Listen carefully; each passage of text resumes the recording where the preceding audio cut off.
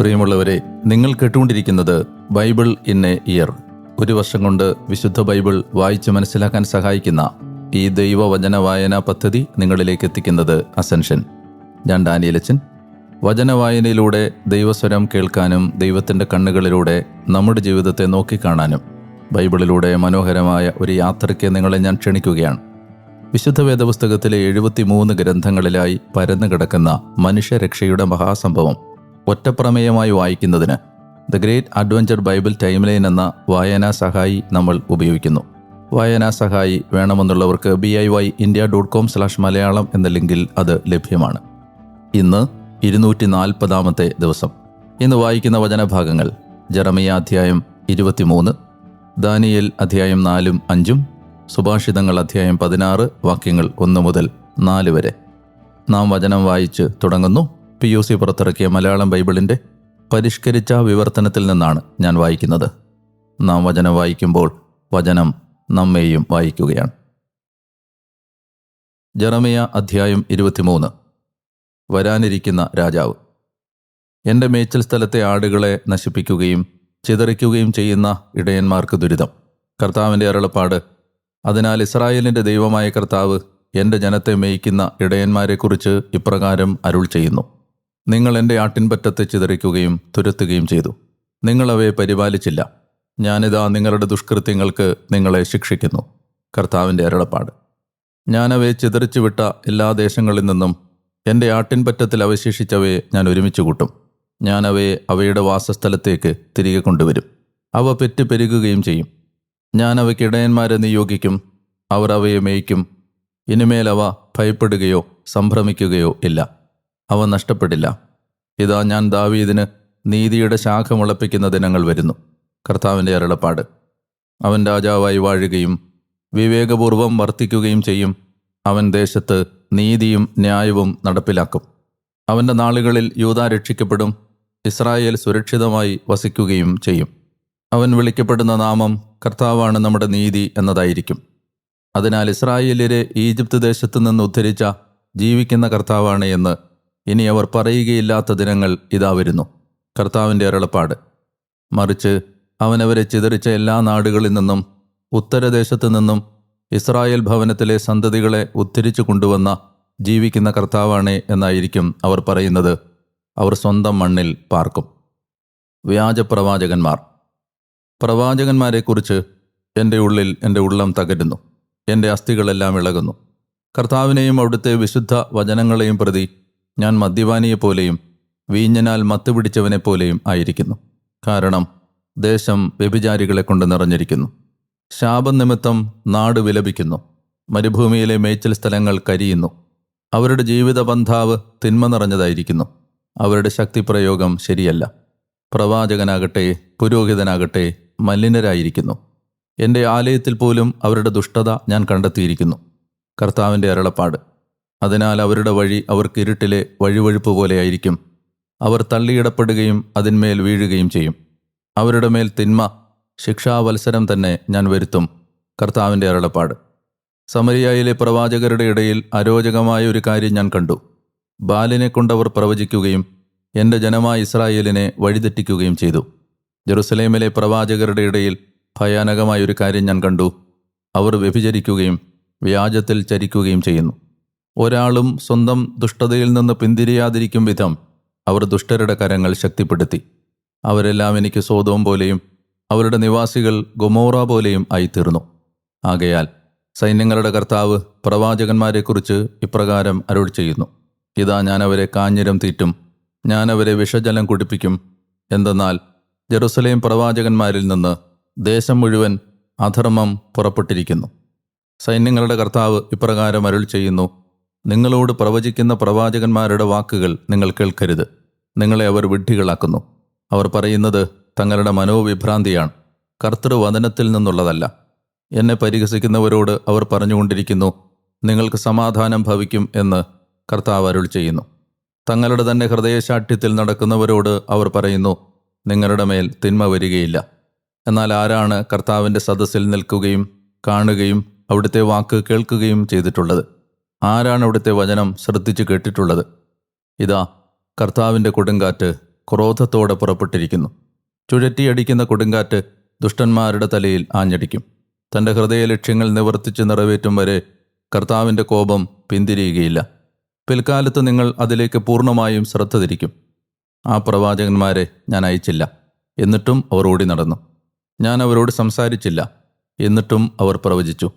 എൻ്റെ ആലോചനാ സദസ്സിൽ അവർ നിന്നിട്ടുണ്ടായിരുന്നെങ്കിൽ എൻ്റെ ജനത്തെ അവർ എൻ്റെ വാക്കുകൾ കേൾപ്പിക്കുകയും അവരുടെ ദുർമാർഗത്തിൽ നിന്നും അവരുടെ ദുഷ്പ്രവൃത്തികളിൽ നിന്നും പിന്തിരിപ്പിക്കുകയും ചെയ്യുമായിരുന്നു.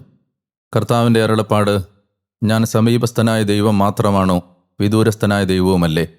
എനിക്ക് കാണാൻ കഴിയാത്ത വിധം ആർക്കെങ്കിലും രഹസ്യ സങ്കേതങ്ങളിൽ ഒളിക്കാൻ സാധിക്കുമോ? കർത്താവിൻ്റെ അരുളപ്പാട്: ആകാശവും ഭൂമിയും നിറഞ്ഞു നിൽക്കുന്നവനല്ലേ ഞാൻ?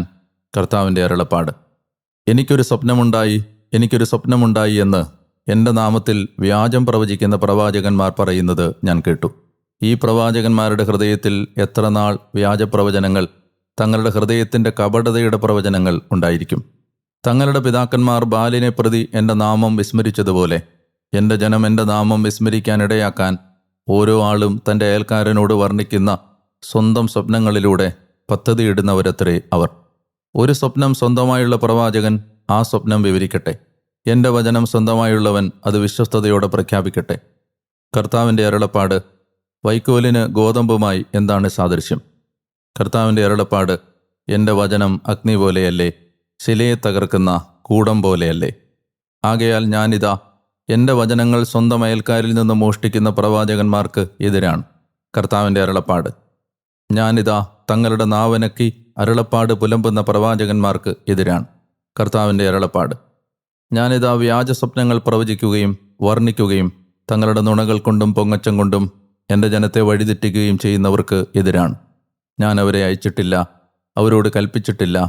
അതിനാൽ അവ ഈ ജനത്തിന് തീരെ ഉപകരിക്കുകയില്ല. കർത്താവിൻ്റെ അരുളപ്പാട്. കർത്താവിൻ്റെ അരുളപ്പാട്: കർത്താവിൻ്റെ വെളിപാടെന്ത് എന്ന് ഈ ജനമോ പ്രവാചകനോ പുരോഹിതനോ നിന്നോട് ചോദിച്ചാൽ നീ അവരോട് പറയണം: എന്ത് വെളിപാട്? ഞാൻ നിങ്ങളെ വലിച്ചെറിയും. കർത്താവിൻ്റെ അരുളപ്പാട്. കർത്താവിൻ്റെ വെളിപാട് എന്ന് പറയുന്ന പ്രവാചകനും പുരോഹിതനും ജനവുമുണ്ടല്ലോ, ആ മനുഷ്യനെയും അവൻ്റെ ഭവനത്തെയും ഞാൻ ശിക്ഷിക്കും. കർത്താവ് എന്താണ് പ്രത്യുത്തരിച്ചത്, കർത്താവ് എന്താണ് അരുൾ ചെയ്തത് എന്ന് നിങ്ങൾ ഓരോരുത്തരും തൻ്റെ അയൽക്കാരനോടും തൻ്റെ സഹോദരനോടും ചോദിക്കണം. കർത്താവിൻ്റെ വെളിപാട് ഇനി നിങ്ങൾ ഓർക്കരുത്. കാരണം ഓരോരുത്തനും അവനവൻ്റെ വാക്കാണ് വെളിപാട്. നിങ്ങൾ നമ്മുടെ ദൈവമായ സൈന്യങ്ങളുടെ കർത്താവിൻ്റെ, ജീവിക്കുന്ന ദൈവത്തിൻ്റെ വചനങ്ങൾ വളച്ചൊടിക്കുകയാണ്. നീ ഇപ്രകാരം പ്രവാചകനോട് ചോദിക്കണം: നിന്നോട് കർത്താവ് എന്താണ് പ്രത്യുത്തരിച്ചത്? കർത്താവ് എന്താണ് അരുൾ ചെയ്തത്? കർത്താവിൻ്റെ വെളിപാട് എന്ന് നിങ്ങൾ പറയുന്നുവെങ്കിൽ കർത്താവ് ഇങ്ങനെ അരുൾ ചെയ്യുന്നു: ഈ വചനമാണ് കർത്താവിൻ്റെ വെളിപാട് എന്ന് നിങ്ങൾ പറഞ്ഞതിനാൽ കർത്താവിൻ്റെ വെളിപാട് എന്ന് നിങ്ങൾ പറയരുത് എന്ന് പറഞ്ഞ് ഞാൻ നിങ്ങളുടെ പക്കലേക്ക് ആളയക്കും. എന്നിട്ട് ഞാനിതാ എൻ്റെ മുമ്പിൽ നിന്ന് നിങ്ങളെയും നിങ്ങൾക്കും നിങ്ങളുടെ പിതാക്കന്മാർക്കുമായി ഞാൻ നൽകിയ നഗരത്തെയും നിശ്ചയമായും പൊക്കിയെടുത്ത് വലിച്ചെറിയും. മറക്കപ്പെടാത്ത നിത്യനിന്ദയും ശാശ്വതാപമാനവും ഞാൻ നിങ്ങളുടെ മേൽ വരുത്തും. ദാനിയേൽ അധ്യായം 4. നെബൂഖദ്നേസറിൻ്റെ രണ്ടാം സ്വപ്നം.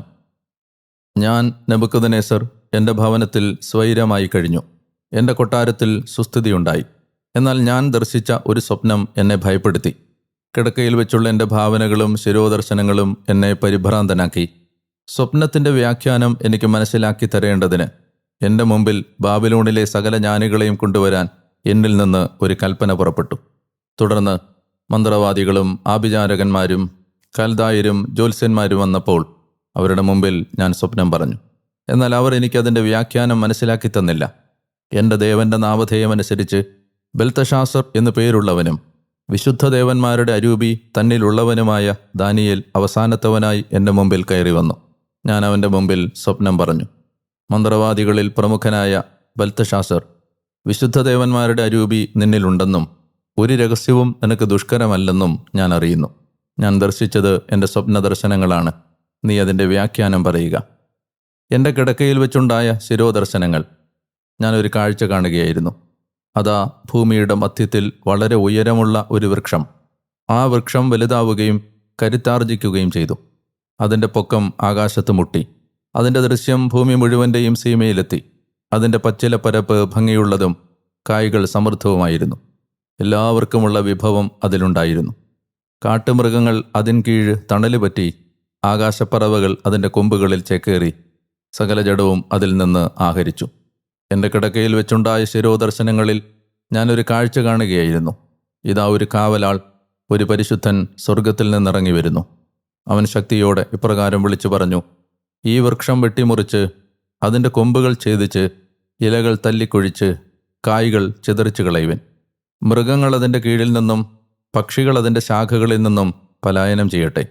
അതിൻ്റെ വേരുകളുടെ കുറ്റി മാത്രം ഇരുമ്പും പിച്ചളയും കൊണ്ട് ബന്ധിച്ച ശേഷം കാട്ടുപുല്ലിനോടൊപ്പം ഭൂമിയിൽ ഉപേക്ഷിക്കുക. ആകാശത്തിലെ മഞ്ഞുകൊണ്ടത് നനയട്ടെ. മൃഗങ്ങളോടുകൂടെ ഭൂമിയിലെ പുല്ലിലായിരിക്കട്ടെ അതിൻ്റെ വിഹിതം. മനുജരിൽ നിന്നുള്ള അതിൻ്റെ ഹൃദയം അവർ മാറ്റട്ടെ. മൃഗത്തിൻ്റെ ഹൃദയം അതിന് നൽകപ്പെടട്ടെ. 7 സംവത്സരം അതിൻ്റെ മേൽ കടന്നുപോകട്ടെ. ഇതാണ് ദൂതന്മാരുടെ തീട്ടൂരം വഴിയുള്ള കൽപ്പന, പരിശുദ്ധന്മാരുടെ ആജ്ഞ വഴിയുള്ള നടപടി. അത്യുന്നതനാണ് മനുഷ്യരുടെ രാജ്യത്തിന്മേൽ വാഴുന്നതെന്നും താൻ ഇച്ഛിക്കുന്നവർക്ക് അവിടുന്നത് നൽകുമെന്നും മനുഷ്യരിൽ നിസാരനെ അതിന്മേൽ നിയമിക്കുമെന്നും ജീവനുള്ളവർ ഗ്രഹിക്കേണ്ടതിനാണിത്. ഈ സ്വപ്നമാണ് നെബൂഖദ്നേസർ രാജാവായ ഞാൻ ദർശിച്ചത്. ആകയാൽ അല്ലയോ ബെൽത്തശാസർ, വ്യാഖ്യാനം പറയുക. എന്തെന്നാൽ എൻ്റെ രാജ്യത്തെ സകല ജ്ഞാനികളും വ്യാഖ്യാനം എന്നെ ധരിപ്പിക്കുവാൻ കഴിയാത്തവരായി. എന്നാൽ പരിശുദ്ധ ദേവന്മാരുടെ അരൂപി നിന്നിലുള്ളതുകൊണ്ട് നീ പ്രാപ്തനാണ്. അപ്പോൾ ബെൽത്തശാസർ എന്നു പേരുള്ള ദാനിയേൽ ഒരു നിമിഷത്തേക്ക് സ്തബ്ധനായി. ചിന്തകൾ അവനെ പരിഭ്രാന്തനാക്കി. രാജാവ് ഇടപെട്ട് പറഞ്ഞു: ബെൽത്തശാസർ, സ്വപ്നമോ വ്യാഖ്യാനമോ നിന്നെ പരിഭ്രാന്തനാക്കാതിരിക്കട്ടെ. ബെൽത്തശാസർ മറുപടിയായി പറഞ്ഞു: എൻ്റെ പ്രഭു, സ്വപ്നം നിന്നെ വെറുക്കുന്നവർക്കും വ്യാഖ്യാനം നിന്റെ വൈരികൾക്കും ഉള്ളതായിരുന്നെങ്കിൽ നീ കണ്ട വൃക്ഷം വലുതാവുകയും കരുത്താർജിക്കുകയും ചെയ്തിരുന്നു. അതിൻ്റെ പൊക്കം ആകാശത്ത് മുട്ടിയിരുന്നു. അതിഭൂമി മുഴുവനും ദൃശ്യമായിരുന്നു. അതിൻ്റെ പച്ചലപ്പരപ്പ് ഭംഗിയുള്ളതും കായ്കൾ സമൃദ്ധവുമായിരുന്നു. എല്ലാവർക്കുമുള്ള വിഭവം അതിലുണ്ടായിരുന്നു. അതിൻ കീഴ് കാട്ടുമൃഗങ്ങൾ നിവസിച്ചിരുന്നു. ആകാശപ്പറവകൾ അതിൻ്റെ കൊമ്പുകളിൽ കൂടുകൂട്ടിയിരുന്നു. വലുതാകുകയും കരുത്താർജിക്കുകയും ചെയ്തത് നീ തന്നെയാണ്. രാജാവേ, നിന്റെ വലിപ്പം വർദ്ധിച്ച് ആകാശത്തോളം എത്തിയിരിക്കുന്നു. നിന്റെ ആധിപത്യം ഭൂമിയുടെ സീമയിലേക്കും. പിന്നെ രാജാവ് കണ്ടത് ഒരു കാവലാൾ, ഒരു പരിശുദ്ധൻ സ്വർഗത്തിൽ നിന്ന് ഇറങ്ങി വരുന്നതും ഇങ്ങനെ പറയുന്നതുമാണ്: ആ വൃക്ഷം വെട്ടിമുറിച്ച് നശിപ്പിക്കുവിൻ. എന്നാൽ അതിൻ്റെ വേരുകളുടെ കുറ്റി ഇരുമ്പും പിച്ചളയും കൊണ്ട് ബന്ധിച്ച ശേഷം കാട്ടുപുല്ലിനോടൊപ്പം ഭൂമിയിൽ ഉപേക്ഷിക്കുവിൻ. ആകാശത്തിലെ മഞ്ഞുകൊണ്ടത് നനയട്ടെ. 7 സംവത്സരം അതിൻ്റെ മേൽ കടന്നുപോകുന്നതുവരെ കാട്ടുമൃഗത്തോടൊപ്പമായിരിക്കട്ടെ അതിൻ്റെ വിഹിതം. രാജാവേ, ഇതാണ് വ്യാഖ്യാനം. എൻ്റെ നാഥനായ രാജാവിൻ്റെ മേൽ എത്തിച്ചേർന്ന അത്യുന്നതൻ്റെ തീട്ടൂരമാണിത്. മനുഷ്യവംശത്തിൽ നിന്ന് അവർ നിന്നെ ഓടിക്കും. നിന്റെ വാസസ്ഥലം കാട്ടുമൃഗങ്ങളോടുകൂടെയായിരിക്കും. കാളകളെപ്പോലെ നിന്നെ അവർ കച്ചിതീറ്റിക്കും. ആകാശത്തിലെ മഞ്ഞുകൊണ്ട് നിന്നെ നനയ്ക്കും. അങ്ങനെ 7 സംവത്സരം നിന്റെ മേൽ കടന്നുപോകും. അത്യുന്നതനാണ് മനുഷ്യവംശത്തിൻ്റെ രാജ്യം ഭരിക്കുന്നതെന്നും താൻ ഇച്ഛിക്കുന്നവൻ അവിടുന്ന് അത് കൊടുക്കുമെന്നും അപ്പോൾ നീ അറിയും. വൃക്ഷത്തിൻ്റെ വേരുകളുടെ കുറ്റി നിലനിർത്താൻ അവർ കൽപ്പിച്ചിട്ടുള്ളതിനാൽ സ്വർഗീയാധികാരങ്ങൾ നീ അംഗീകരിക്കുമ്പോൾ നിന്റെ രാജ്യം നിനക്ക് സുസ്ഥിരമാകും. അതിനാൽ രാജാവേ, എൻ്റെ ഉപദേശം നിനക്ക് സ്വീകാര്യമായിരിക്കട്ടെ. ധർമ്മനിഷ്ഠ കൊണ്ട് നിന്റെ പാപത്തെ പിഴുതകറ്റുക. പീഡിതരോടുള്ള ദയാവായ്പ കൊണ്ട് നിന്റെ അകൃത്യങ്ങളെയും. ഒരുപക്ഷെ നിന്റെ ഐശ്വര്യത്തിന് കാലദൈർഘ്യം ഉണ്ടായേക്കും. ഇതെല്ലാം നെബൂഖദ്നേസർ രാജാവിന് മേൽ വന്നു ഭവിച്ചു. 12 മാസത്തിനൊടുവിൽ ബാബിലോണിലെ രാജകൊട്ടാരത്തിനു മുകളിൽ ഉലാത്തുകയായിരുന്ന രാജാവ് വീമ്പിളക്കി: എൻ്റെ ശക്തിപ്രാഭവം കൊണ്ടും മഹിമപ്രതാപത്തിനായും രാജമന്ദിരമായി ഞാൻ നിർമ്മിച്ചതല്ലേ ഈ മഹാബാബിലോൺ. ഉദീരണം രാജാവിൻ്റെ വായിലായിരിക്കെ തന്നെ സ്വർഗത്തിൽ നിന്ന് ഒരു സ്വരം പതിച്ചു: നെബൂഖദ്നേസർ രാജാവേ, നിന്നോടാണ് പറയുന്നത്, രാജ്യം നിന്നിൽ നിന്ന് പൊയ്പോയിരിക്കുന്നു. മനുഷ്യവംശത്തിൽ നിന്ന് അവർ നിന്നെ ഓടിക്കും. നിന്റെ വാസസ്ഥലം കാട്ടുമൃഗങ്ങളോടൊത്ത്. കാളകളെപ്പോലെ നിന്നെ അവർ കച്ചിതീറ്റിക്കും. അങ്ങനെ 7 സംവത്സരം നിന്റെ മേൽ കടന്നുപോകും.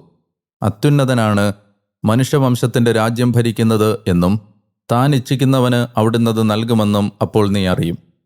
ആ നിമിഷം തന്നെ നെബൂഖദ്നേസറിനെ സംബന്ധിച്ച ആ വാക്ക് നിവൃത്തിയായി. അവൻ മനുഷ്യവംശത്തിൽ നിന്ന് ഓടിക്കപ്പെട്ടു.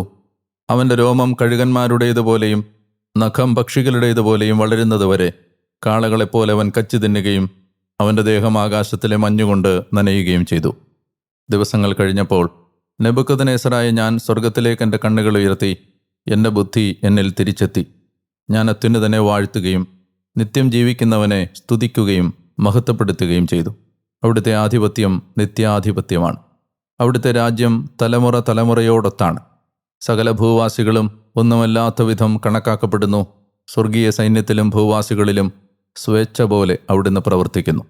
അവിടുത്തെ കരം തടയുന്നവനായി ആരുമില്ല. എന്താണങ്ങ് ചെയ്തത് എന്ന് അവിടുത്തോട് ചോദിക്കുന്നവനുമില്ല. ആ സമയം തന്നെ എൻ്റെ ബുദ്ധി എന്നിൽ തിരിച്ചെത്തി. എൻ്റെ രാജ്യത്തിൻ്റെ ബഹുമതിക്കായി എൻ്റെ മഹത്വവും പ്രതാപവും എൻ്റെ മേൽ തിരിച്ചെത്തി. എൻ്റെ മന്ത്രിമാരും ഉന്നതോദ്യോഗസ്ഥരും എന്നെ തേടി വന്നു. എൻ്റെ രാജ്യത്വത്തിൽ ഞാൻ അവരോധിതനായി. സവിശേഷമായ ശ്രേഷ്ഠത എനിക്കായി കൂട്ടിച്ചേർക്കപ്പെട്ടു. നെബൂഖദ്നേസറായ ഞാനിപ്പോൾ സ്വർഗത്തിൻ്റെ രാജാവിനെ സ്തുതിക്കുകയും പുകഴ്ത്തുകയും മഹത്വപ്പെടുത്തുകയും ചെയ്യുന്നു. എന്തെന്നാൽ അവിടുത്തെ എല്ലാ പ്രവൃത്തികളും സത്യസന്ധവും അവിടുത്തെ മാർഗങ്ങൾ ന്യായവുമാണ്. അഹന്തയിൽ വ്യാപരിക്കുന്നവനെ വിനീതനാക്കാൻ അവിടുത്തേക്ക് കഴിയും. ദാനിയേൽ അധ്യായം 5. ചുവരെഴുത്ത്. ബൽഷാസർ രാജാവ് തൻ്റെ 1000 ഉന്നതോദ്യോഗസ്ഥർക്ക് ഒരു വലിയ വിരുന്ന് വിളമ്പി. ആ 1000 പേരുടെ സാന്നിധ്യത്തിൽ അദ്ദേഹം വീഞ്ഞു കുടിക്കുകയും ചെയ്തു. ജെറുസലേമിലെ ആലയത്തിൽ നിന്ന് നെബൂഖദ്നേസർ പുറത്തെത്തിച്ച സ്വർണത്തിൻ്റെയും വെള്ളിയുടെയും പാത്രങ്ങൾ കൊണ്ടുവരാൻ വീഞ്ഞു രുചിച്ചുകൊണ്ടിരിക്കുമ്പോൾ ബൽഷാസർ കൽപ്പിച്ചു. അവയിൽ നിന്ന് രാജാവും അവൻ്റെ ഉന്നതോദ്യോഗസ്ഥരും രാജപത്നികളും ഉപനാരികളും കുടിക്കേണ്ടതിനായിരുന്നു അത്. ജെറുസലേമിലെ ദൈവഭവനമായ ആലയത്തിൽ നിന്ന് നെബൂഖദ്നേസർ പുറത്തെത്തിച്ച സ്വർണപാത്രങ്ങൾ അപ്പോൾ അവർ കൊണ്ടുവന്നു. രാജാവും ഉന്നത ഉദ്യോഗസ്ഥരും രാജപത്നികളും ഉപനാരികളും അവയിൽ നിന്ന് കുടിച്ചു. വീഞ്ഞു കുടിക്കുമ്പോൾ അവർ സ്വർണം, വെള്ളി, ഓട്, ഇരുമ്പ്, മരം, കല്ല് എന്നിവ കൊണ്ടുള്ള ദേവന്മാരെ സ്തുതിച്ചു. തൽക്ഷണം ഒരു മനുഷ്യൻ്റെ കൈവിരലുകൾ പ്രത്യക്ഷപ്പെട്ട് ദീപപീഠത്തിന് നേരെ രാജകൊട്ടാരത്തിൻ്റെ ഭിത്തിയുടെ പ്രതലത്തിൽ എഴുതുന്ന കൈപ്പത്തി രാജാവ് കണ്ടു. അപ്പോൾ രാജാവ് വിവർണനായി. ചിന്തകൾ അവനെ പരിഭ്രാന്തനാക്കി. അവൻ്റെ അരക്കെട്ടിൻ്റെ സന്ധികൾ ഇളകുകയും കാൽമുട്ടുകൾ കൂട്ടിയടിക്കുകയും ചെയ്തു. ആഭിചാരകന്മാരെയും കൽദായരെയും ജ്യോത്സ്യന്മാരെയും വരുത്താൻ രാജാവ് ഉച്ചത്തിൽ വിളിച്ചു പറഞ്ഞു. ബാബിലോണിലെ ജ്ഞാനികളോട് രാജാവ് പറഞ്ഞു, ഈ എഴുത്ത് വായിച്ചതിൻ്റെ വ്യാഖ്യാനം എന്നോട് പ്രഖ്യാപിക്കുന്നവൻ ആരായാലും അവൻ ധൂമ്ര വസ്ത്രവും കഴുത്തിൽ പൊന്മാലയും അണിഞ്ഞ് രാജ്യത്തിൽ 3-ാമനായി അധികാരമാളുന്നതാണ്. അപ്പോൾ രാജാവിൻ്റെ ജ്ഞാനികളെല്ലാം വന്നു ചേർന്നെങ്കിലും എഴുത്ത് വായിക്കാനോ രാജാവിനോട് വ്യാഖ്യാനം അറിയിക്കാനോ അവർക്ക് കഴിഞ്ഞില്ല. അപ്പോൾ ബൽഷാസർ രാജാവ് അത്യന്തം പരിഭ്രാന്തനായി. അവൻ വിവർണനായി.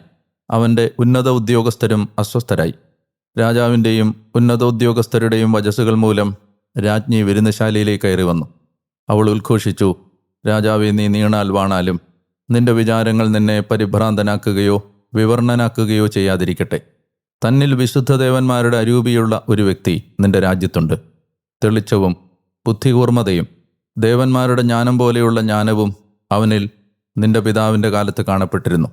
നിന്റെ പിതാവായ നെബൂഖദ്നേസർ രാജാവ്, നിന്റെ പിതാവും രാജാവുമായവൻ, മന്ത്രവാദികളുടെയും ആഭിചാരകരുടെയും കൽദായരുടെയും ജ്യോത്സ്യരുടെയും പ്രമുഖനായി അവനെ അവരോധിച്ചിരുന്നു.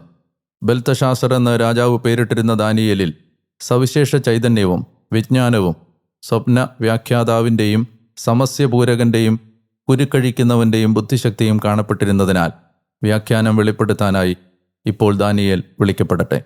തദനന്തരം ദാനിയേൽ രാജസന്നിധിയിലേക്ക് കൊണ്ടുവരപ്പെട്ടു. രാജാവ് ദാനിയേലിനോട് ആരാഞ്ഞു, എൻ്റെ പിതാവായ രാജാവ് യൂദായിൽ നിന്ന് കൊണ്ടുവന്ന യഹൂദ പ്രവാസികളിൽ ഒരുവനായ ദാനിയേൽ നീ തന്നെയോ? ദേവന്മാരുടെ ചൈതന്യം നിന്നിലുണ്ടെന്നും തെളിച്ചവും ബുദ്ധിശക്തിയും സവിശേഷജ്ഞാനവും നിന്നിൽ കാണപ്പെടുന്നെന്നും നിന്നെക്കുറിച്ച് ഞാൻ കേട്ടിട്ടുണ്ട്. ഈ എഴുത്ത് വായിച്ച് അതിൻ്റെ വ്യാഖ്യാനം എന്നെ അറിയിക്കുന്നതിനു വേണ്ടി ജ്ഞാനികളും ആഭിചാരകന്മാരും ഇപ്പോൾ എൻ്റെ മുമ്പിൽ കൊണ്ടുവരപ്പെട്ടിരുന്നു. പക്ഷെ കാര്യത്തിൻ്റെ വ്യാഖ്യാനം പ്രഖ്യാപിക്കാൻ അവർക്ക് സാധിച്ചില്ല. അർത്ഥങ്ങൾ വ്യാഖ്യാനിക്കാനും കുരുക്കുകൾ അഴിക്കാനും നിനക്ക് സാധിക്കുമെന്ന് നിന്നെക്കുറിച്ച് ഞാൻ കേട്ടിട്ടുണ്ട്. ഇപ്പോൾ ഈ എഴുത്ത് വായിക്കാനും അതിൻ്റെ വ്യാഖ്യാനം എന്നെ അറിയിക്കാനും നിനക്ക് കഴിഞ്ഞാൽ നീ ധൂമ്ര വസ്ത്രവും കഴുത്തിൽ പൊന്മാലയും അണിഞ്ഞ് രാജ്യത്തിൻ്റെ 3-ാമനായി അധികാരമാളുന്നതായിരിക്കും. അപ്പോൾ ദാനിയേൽ രാജസന്നിധിയിൽ മറുപടിയായി പറഞ്ഞു, നിന്റെ സമ്മാനങ്ങൾ നിന്നോടൊപ്പമായിരിക്കട്ടെ. അല്ലെങ്കിൽ നിന്റെ പ്രതിഫലങ്ങൾ മറ്റാർക്കെങ്കിലും കൊടുത്തേക്കുക. എന്തായാലും രാജാവിന് വേണ്ടി ഞാൻ ലിഖിതം വായിക്കാം, വ്യാഖ്യാനം അദ്ദേഹത്തെ അറിയിക്കുകയും ചെയ്യാം. അല്ലയോ രാജാവേ, അത്യുന്നതനായ ദൈവം നിന്റെ പിതാവായ നെബൂഖദ്നേസറിന് രാജത്വവും ശ്രേഷ്ഠതയും ബഹുമതിയും പ്രതാപവും നൽകി. അവിടുന്ന് അവന് കൊടുത്ത ശ്രേഷ്ഠത നിമിത്തം, അവൻ്റെ സാന്നിധ്യം നിമിത്തം എല്ലാ ജനതകളും ജനപദങ്ങളും ഭാഷക്കാരും ഭയന്നു വിറച്ചു. തനിക്ക് തോന്നിയവരെ അവൻ കൊന്നു, തോന്നിയവരെ അവൻ ജീവിക്കാൻ അനുവദിച്ചു, തോന്നിയവരെ അവൻ ഉയർത്തി, തോന്നിയവരെ അവൻ താഴ്ത്തി. എന്നാൽ അവൻ്റെ ഹൃദയം ഔദ്ധത്യം പൂണ്ട് താൻ തോന്നിയാകും വിധം അവൻ്റെ ചിത്തം കഠിനമായപ്പോൾ രാജസിംഹാസനത്തിൽ നിന്ന് അവൻ ബഹിഷ്കൃതനായി. അവിടുന്ന് അവനിൽ നിന്ന് ബഹുമതി എടുത്തു കളഞ്ഞു. അത്യുന്നതനായ ദൈവമാണ് മനുഷ്യരുടെ രാജ്യം ഭരിക്കുന്നതെന്നും താൻ ഇച്ഛിക്കുന്നവരെയാണ് അവിടുന്ന് അതിനുമേൽ നിയമിക്കുന്നതെന്നും മനസ്സിലാക്കുന്നതുവരെ അവൻ മനുഷ്യമക്കളുടെ ഇടയിൽ നിന്ന് തുരത്തപ്പെട്ടു. അവൻ്റെ ഹൃദയം മൃഗത്തിൻ്റേതു തുല്യമായി, അവൻ്റെ വാസം കാട്ടുകഴുതകളോടൊത്തായി. അവർ അവനെ കാളകളെപ്പോലെ കച്ചിതെറ്റിച്ചു. ആകാശത്തിലെ മഞ്ഞുകൊണ്ട് അവൻ്റെ ദേഹം നനഞ്ഞു. എന്നാൽ അവൻ്റെ പുത്രനായ നീ ബൽഷാസർ ഇതെല്ലാം അറിഞ്ഞിരുന്നിട്ടും നിന്റെ ഹൃദയം വിനീതമാക്കിയില്ല. സ്വർഗത്തിൻ്റെ നാഥനെതിരെ നീ നിന്നെ തന്നെ ഉയർത്തി. അവർ നിന്റെ പക്കൽ കൊണ്ടുവന്ന അവിടുത്തെ ആലയത്തിലെ പാത്രങ്ങളിൽ നീയും നിന്റെ ഉന്നത ഉദ്യോഗസ്ഥരും രാജപത്നികളും ഉപനാരികളും വീഞ്ഞുകുടിച്ചു. കാണുകയോ കേൾക്കുകയോ ഗ്രഹിക്കുകയോ ചെയ്യാത്ത വെള്ളി, സ്വർണം, പിച്ചള, ഇരുമ്പ്, മരം, കല്ല് എന്നിവ കൊണ്ടുള്ള ദേവന്മാരെ നീ സ്തുതിച്ചു. എന്നാൽ നിന്റെ ശ്വാസം തൻ്റെ കയ്യിലുള്ളവനും നിന്റെ മാർഗങ്ങളെല്ലാം തൻ്റേതായിരിക്കുന്നവനുമായ ദൈവത്തെ നീ ആദരിച്ചില്ല. അതുകൊണ്ടാണ് തിരുസന്നിധിയിൽ നിന്ന് ഒരു കൈപ്പത്തി അയക്കപ്പെട്ടതും ഈ ലിഖിതം കുറിക്കപ്പെട്ടതും. കുറിക്കപ്പെട്ട ലിഖിതം ഇതാണ്: മെനെ മെനെ തെക്കേൽ പർസീൻ. ഇക്കാര്യത്തിൻ്റെ വ്യാഖ്യാനം ഇതാണ്: മെനെ, ദൈവം നിന്റെ രാജത്വത്തിൻ്റെ ദിനങ്ങൾ എണ്ണിയിരിക്കുന്നു, അതിൻ്റെ അന്ത്യം കുറിക്കുകയും ചെയ്തിരിക്കുന്നു. തെക്കേൽ, നീ തുലാസിൽ തൂക്കപ്പെട്ടിരിക്കുന്നു, കുറവുള്ളവനായി കാണപ്പെടുകയും ചെയ്തിരിക്കുന്നു. പെരേസ്, നിന്റെ രാജ്യം വിഭജിതമായിരിക്കുന്നു, മീദിയാക്കാർക്കും പേർഷ്യക്കാർക്കുമായി നൽകപ്പെട്ടിരിക്കുന്നു. അപ്പോൾ തന്നെ ബൽഷാസർ കൽപ്പിച്ചു, ദാനിയേലിനെ അവർ ധൂമ്ര വസ്ത്രവും അവൻ്റെ കഴുത്തിൽ പൊന്മാലയും അണിയിച്ചു. രാജ്യത്തിൻ്റെ മൂന്നാമനായി അവൻ അധികാരമാളുമെന്ന് അവനെ സംബന്ധിച്ച് വിളംബരം ചെയ്യുകയും ചെയ്തു. ആ രാത്രിയിൽ തന്നെ കൽദായ രാജാവായ ബൽഷാസർ വധിക്കപ്പെട്ടു. സുഭാഷിതങ്ങൾ അധ്യായം 16, വാക്യങ്ങൾ 1 മുതൽ 4 വരെ. മനോസങ്കല്പങ്ങൾ മനുഷ്യോചിതമാണ്, എന്നാൽ കർത്താവിൽ നിന്നാണ് നാവിനുള്ള പ്രത്യുത്തരം. ഒരുവന് സ്വന്തം ദൃഷ്ടികളിൽ തൻ്റെ വഴികളെല്ലാം സംശുദ്ധമാണ്, എന്നാൽ കർത്താവാണ് അന്തകരണങ്ങൾ പരിശോധിക്കുന്നത്. നിന്റെ പ്രയത്നങ്ങൾ കർത്താവിന് ഭരമേൽപ്പിക്കുക, അപ്പോൾ നിന്റെ പദ്ധതികൾ സംസ്ഥാപിതമാകും. കർത്താവ് തൻ്റെ നിയോഗത്തിനു വേണ്ടി എല്ലാം പ്രവർത്തിക്കുന്നു, ദുഷ്ടനാകട്ടെ തിന്മയുടെ ദിനത്തിനു വേണ്ടിയും. നല്ല കർത്താവെ, ഞങ്ങളങ്ങേ ആരാധിക്കുന്നു, ഞങ്ങളങ്ങേക്ക് നന്ദി പറയുന്നു. 240-ാമത്തെ ദിവസത്തിലേക്ക് കർത്താവെ, വചനവായനയെ അങ്ങ് എത്തിക്കുമ്പോൾ അങ്ങ് ഞങ്ങളുടെ മേൽ കാണിക്കുന്ന അനന്തമായ അങ്ങയുടെ കാരുണ്യത്തിനും സ്നേഹത്തിനും ഒരിക്കൽ കൂടി കർത്താവെ ഞങ്ങളങ്ങേ ആരാധിച്ച് അങ്ങേക്ക് നന്ദി പറയുന്നു. ദൈവമേ, മിഥ്യയായ വ്യാജപ്രവചനങ്ങളിൽ ആശ്രയിക്കാതെ ദൈവികമായ അരുളപ്പാടുകളെ ശ്രദ്ധിക്കാൻ ഞങ്ങളെ സഹായിക്കണമേ. കർത്താവായ ദൈവമേ, അവിടുന്നാണ് അത്യുന്നതനായ ദൈവമെന്നും അവിടുന്ന് ഇച്ഛിക്കുന്നവരെ അവിടുന്ന് ഉയർത്തുകയും താഴ്ത്തുകയും ചെയ്യുന്നു എന്നും ഞങ്ങൾ വായിച്ചത് ഞങ്ങളുടെ ജീവിതത്തിൽ പ്രാവർത്തികമാക്കാൻ, ബോധ്യമായി മാറാൻ ഞങ്ങളെ സഹായിക്കണമേ. ഈ വാക്കുകൾ കേൾക്കുന്ന ഈ മകനെയും മകളെയും ഇവരുടെ കുടുംബത്തെയും കർത്താവെ അങ്ങ് അനുഗ്രഹിക്കണമേ എന്ന് പ്രാർത്ഥിക്കുന്നു, യേശുവിൻ്റെ നാമത്തിൽ ആമേൻ. പ്രിയമുള്ളവരെ, ജെറമിയ പ്രവാചകൻ വ്യാജ പ്രവാചകന്മാരെക്കുറിച്ച് പറയുകയാണ്. വ്യാജ പ്രവാചകന്മാരുടെ ഒന്നാമത്തെ ലക്ഷണമായി അദ്ദേഹം പറയുന്നത്, അവർ പറയുന്നത് എൻ്റെ വെളിപാടുകളല്ല അവരുടെ തന്നെ സ്വരമാണ്. ദൈവത്തിൻ്റെ വാക്കുകൾ കേൾക്കാൻ അവിടുത്തെ രാജസദസ്സിൽ, അവിടുത്തെ സന്നിധിയിൽ അവർ നിന്നിരുന്നെങ്കിൽ അവർ ദൈവത്തിൻ്റെ ഹൃദയം മനസ്സിലാക്കിയേനെ. എല്ലാ ദൈവ ശുശ്രൂഷകർക്കുമുള്ള ഒരു മുന്നറിയിപ്പാണിത്. ഹൃദയം കൊണ്ട് എപ്പോഴും ദൈവത്തിൻ്റെ സാന്നിധ്യത്തോട് ചേർന്ന് നിന്നാൽ മാത്രമേ ദൈവം അരുളി ചെയ്യുന്നത് ജനത്തിന് പങ്കുവെച്ചു കൊടുക്കാൻ കഴിയൂ. മാത്രമല്ല, പുരോഹിതനിൽ നിന്നും പ്രവാചകനിൽ നിന്നുമാണ് അധർമ്മം ആരംഭിച്ച് ദേശം മുഴുവൻ പടർന്നതെന്നും പ്രവാചകൻ ആരോപിക്കുന്നു. മറ്റൊന്ന്, വ്യാജപ്രവാചകന്മാർക്കെതിരെയുള്ള ഏറ്റവും ശക്തമായ മറ്റൊരാരോപണം, അവർ ജനത്തിൻ്റെ ദുഷ്പ്രവൃത്തികളെ കാണിച്ചു കൊടുക്കുകയും അവയെ ശാസിക്കുകയും ചെയ്തില്ല എന്നതാണ്. ദൈവത്തിൻ്റെ വചനത്തിൻ്റെ ശക്തി അവർ മനസ്സിലാക്കുകയോ ആ വചനം ജനത്തിന് വെളിപ്പെടുത്തുകയോ ചെയ്തില്ല. ഈ പശ്ചാത്തലത്തിലാണ് എൻ്റെ വചനം അഗ്നിയും എൻ്റെ വചനം കൂടവുമാണെന്ന് ദൈവമായ കർത്താവ് അരുളി ചെയ്യുന്നത്. വ്യാജപ്രവാചകന്മാരെക്കുറിച്ചുള്ള മറ്റൊരു ആരോപണം, അവർ ദൈവത്തിൻ്റെ സ്വരം കേൾക്കാൻ പരാജയപ്പെട്ടതുകൊണ്ട് അവർ മറ്റു പ്രവാചകന്മാരുടെ വാക്കുകൾ മോഷ്ടിച്ച് അവ ജനത്തിന് പങ്കുവെച്ചു കൊടുത്തു എന്നതുമാണ്. ആത്യന്തികമായി ദൈവത്തിൻ്റെ സ്വരം കേൾക്കാൻ, ദൈവം അരുളി ചെയ്യുന്ന കാര്യങ്ങൾ മനസ്സിലാക്കാൻ, ഗ്രഹിക്കാൻ ഹൃദയം തുറക്കപ്പെടണമേ എന്ന് നമുക്ക് ഈ വചനങ്ങൾ വായിക്കുമ്പോൾ കുറെ കൂടി ഗൗരവമായി പ്രാർത്ഥിക്കേണ്ടതുണ്ട്. ദാനിയേലിൻ്റെ പുസ്തകത്തിലേക്ക് വരുമ്പോൾ നെബൂഖദ്നേസർ രാജാവിൻ്റെ രണ്ടാമത്തെ സ്വപ്നവും അദ്ദേഹത്തിൻ്റെ അനന്തരാവകാശിയായ ബൽഷാസർ രാജാവ് ബാബിലോണിൻ്റെ ദേശീയ ഉത്സവത്തിന് വിരുന്ന് നടത്തുമ്പോൾ ഭിത്തിയിൽ എഴുതപ്പെട്ട ആ വാക്കുകളുടെ വ്യാഖ്യാനവുമാണ് നമ്മൾ വായിച്ചത്. ഞാൻ നേരത്തെ സൂചിപ്പിച്ചിരുന്നു, ഈ പ്രവചനത്തിൽ ആവർത്തിക്കപ്പെടുന്നൊരു വാക്കാണ് അത്യുന്നതനായ ദൈവം എന്ന് പറയുന്ന വാക്ക്. അത്യുന്നതനാണ് രാജ്യം ഭരിക്കുന്നത്. രാജാവ് ദൈവം നിയമിച്ച ഒരു ഉത്തരവാദിത്തപ്പെട്ട ആൾ മാത്രമാണ്. ദൈവമാണ് ഭരിക്കുന്നതെന്ന അവബോധം നേതൃത്വത്തിലിരിക്കുന്ന ആൾക്ക് നഷ്ടപ്പെടുമ്പോൾ അയാൾക്ക് സംഭവിക്കുന്ന വീഴ്ചയെക്കുറിച്ചാണ് ആദ്യത്തെ വായനയിൽ നമ്മൾ കണ്ടത്. നെബൂഖദ്നേസർ രാജാവ് ഒരു പ്രത്യേക മാനസിക രോഗത്തിന് വിധേയനാവുകയും താനൊരു മൃഗമാണ് എന്ന് അദ്ദേഹം സങ്കല്പിക്കുകയും മൃഗങ്ങളെപ്പോലെ ജീവിക്കുകയും ചെയ്ത ഒരു പ്രത്യേകമായ മാനസിക രോഗപീഡ രാജാവിനെ പിടികൂടിയെന്നാണ് ഈ കാര്യങ്ങൾ വ്യാഖ്യാനിക്കുമ്പോൾ പല പണ്ഡിതന്മാരുടെയും അഭിപ്രായം. പല യഹൂദ റബ്ബിമാരും സമാനമായ അഭിപ്രായങ്ങൾ പങ്കുവച്ചിട്ടുണ്ട്. അതായത് നെബൂഖദ്നേസറിന് സംഭവിച്ച ദുരന്തം ഒരു കടുത്ത മാനസിക രോഗമായിരുന്നു. മൃഗത്തെപ്പോലെ തന്നെ ചിന്തിക്കുകയും കാണുകയും ചെയ്യുന്ന അപൂർവമായ ഒരു രോഗം. നെബൂഖദ്നേസറിന് ദാനിയേൽ പ്രവചിച്ചതുപോലെ തന്നെ ജീവിതത്തിൽ സംഭവിക്കുന്നു. പിന്നീട് നമ്മൾ കാണുന്നത് ഈ ഒരു ദുരന്തത്തിന് നെബൂഖദ്നേസർ വിധേയനാവുന്നതിൻ്റെ ഒരു കാരണം കൂടി അവിടെ ചൂണ്ടിക്കാണിക്കുന്നതാണ്. അതായത് ബാബിലോൺ എല്ലാ അർത്ഥത്തിലും പ്രശസ്തമായിരുന്നു. ബാബിലോണിലെ ഹാങ്ങിങ് ഗാർഡനൊക്കെ പുരാതന കാലത്തെ മഹാത്ഭുതങ്ങളിലൊന്നാണ്. അപ്പോൾ അങ്ങനെയുള്ള പ്രഗത്ഭനായ ഈ ഭരണാധികാരി രൂപപ്പെടുത്തിയെടുത്ത ഈ സാമ്രാജ്യത്തെക്കുറിച്ചും ഈ നഗരത്തെക്കുറിച്ചും അയാൾ ഹൃദയത്തിൽ അഹങ്കരിച്ചു എന്നതാണ് നെബൂഖദ്നേസറിൻ്റെ ഏറ്റവും വലിയ പാപമായി ഇവിടെ അവതരിപ്പിക്കപ്പെടുന്നത്. എൻ്റെ മഹിമാപ്രതാപത്തിനായി ഞാൻ നിർമ്മിച്ചതല്ലേ മഹതിയായ ഈ ബാബിലോൺ എന്ന് പറയുന്ന രാജാവാണ് തൽക്ഷണം ആ വാക്കുകൾ അയാളുടെ നാവിലെത്തുന്നതിന് മുമ്പേ അടിച്ചു വീഴ്ത്തപ്പെടുന്നത്. അഹങ്കാരം, തന്നിൽ തന്നെയുള്ള ആശ്രയം നമുക്ക് വരുത്തി വെക്കുന്ന ഒരു ദുരന്തം വലുതാണ്. അഹങ്കാരിയുടെ ശരീരം ജീവിച്ചിരിക്കുമ്പോൾ തന്നെ ജീർണിക്കും എന്ന് പ്രഭാഷകനിൽ ദൈവം ഓർമ്മിപ്പിക്കുന്ന വാക്യങ്ങളും ഇതിനോട് ചേർത്ത് വായിക്കാവുന്നതാണ്. ഇനി അടുത്ത അധ്യായത്തിലേക്ക് വരുമ്പോൾ നെബൂഖദ്നേസറിൻ്റെ അനന്തരാവകാശിയായ ബൽഷാസർ രാജാവ്, അദ്ദേഹത്തിൻ്റെ പിതാവ് ജെറുസലേം ദേവാലയത്തിൽ നിന്ന് കവർന്നെടുത്ത ആരാധനയ്ക്ക് ഉപയോഗിച്ചിരുന്ന വിശുദ്ധപാത്രങ്ങളിൽ ബാബിലോണിൻ്റെ ദേശീയ ഉത്സവം നടക്കുമ്പോൾ 1000 അതിഥികൾക്ക് പാനീയങ്ങൾ വിളമ്പാൻ ആ പാത്രം ഉപയോഗിച്ച് വിരുന്ന് നടത്തുന്നതാണ് നമ്മൾ കണ്ടത്. ആ ഭാഗത്തിൻ്റെ 5-ാം അധ്യായത്തിൻ്റെ 4-ാമത്തെ വാക്യത്തിലേക്ക് വരുമ്പോൾ അവർ വീഞ്ഞു കുടിച്ചതിന് ശേഷം സ്വർണവും വെള്ളിയും ഓടും ഇരുമ്പും മരവും കല്ലും കൊണ്ടുള്ള ദേവന്മാരെ സ്തുതിച്ചു എന്നാണ് നമ്മൾ വായിക്കുന്നത്.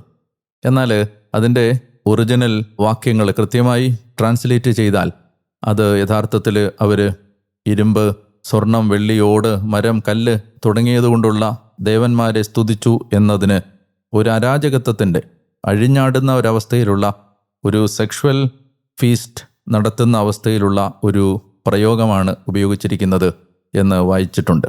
അതായത് ബാബിലോണിലെ ദേശീയ ഉത്സവത്തിന് രാജാവ് കുടിച്ചുന്മത്തരായ ആളുകൾക്ക് ദേവാലയത്തിലെ വിശുദ്ധ പാത്രങ്ങളിൽ വീഞ്ഞ് വിളമ്പുകയും അവർ അതിനോട് ചേർന്ന് ശരീരത്തിൻ്റെ പാപം ചെയ്യുകയും ചെയ്തു എന്ന അർത്ഥത്തിലുള്ള ഒരു വാക്കാണ് അവിടെ കൊടുത്തിരിക്കുന്നത്. ഈ സമയത്താണ് ദൈവത്തിൻ്റെ ക്രോധം ആ ഭിത്തിയിൽ ഒരു വാക്യമായി പ്രത്യക്ഷപ്പെടുന്നത്.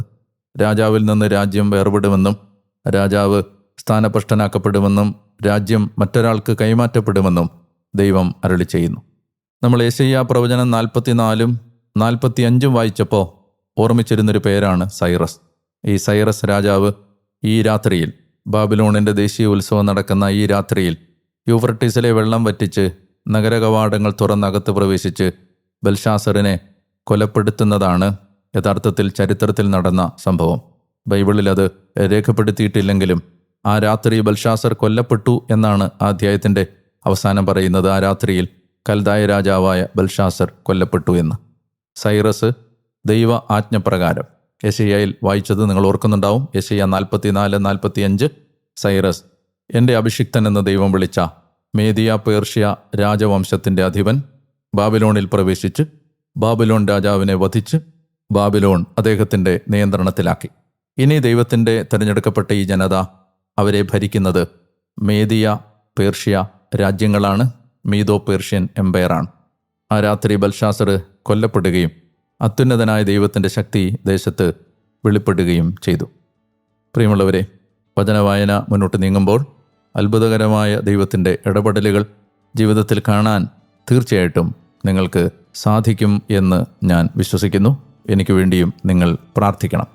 നാളെ വീണ്ടും ഈ വചനസ്വരവുമായി നിങ്ങളുടെ അടുത്തേക്ക് എത്തും വരെ മറക്കരുത്, ഞാൻ ഡാനിയേലച്ചൻ, ഞാൻ നിങ്ങൾക്ക് വേണ്ടി പ്രാർത്ഥിച്ചുകൊണ്ടേയിരിക്കുന്നു.